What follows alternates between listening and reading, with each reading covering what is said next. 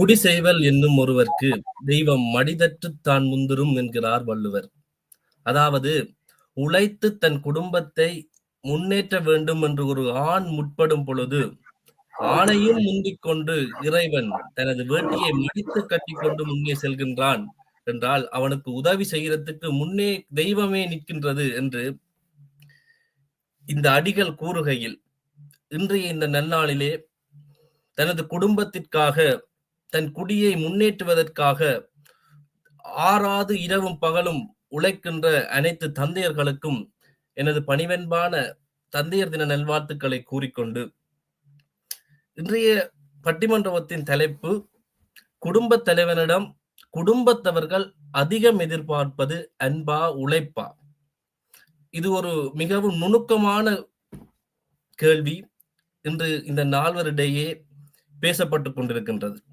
ஆனால் நான் கூறிய முதல் 2 அடிகள், திருவள்ளுவரின் அடிகள் பல நூற்றாண்டுகளுக்கு முன்னரே இன்றைய பட்டிமன்றத்தின் முடிவை கூறிவிட்டது.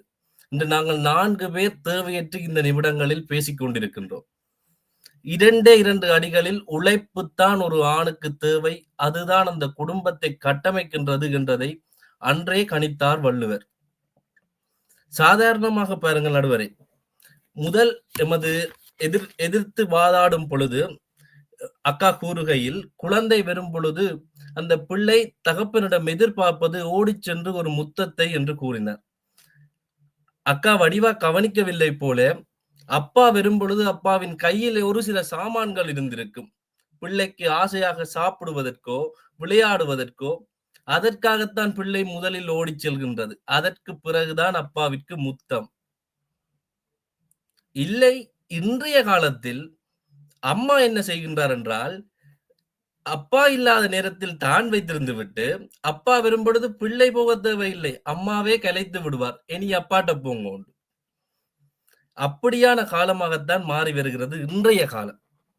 இப்ப இந்த காலத்துல அப்பா அப்படி ஒரு சாமான வேண்டிக் கொண்டு வராமல் வந்தா, பிள்ளை ஒரு நாள் பார்க்கும், 2 நாள் பார்க்கும், 3வது நாள் அம்மாவே சொல்றோம், அப்பா வாரார் போ என்றா, வந்தா வருவார் தானே, உள்ளுக்கு வீட்டு தானே வர்றார் என்றுட்டு பிள்ளை அதே இடத்துல இருக்கு.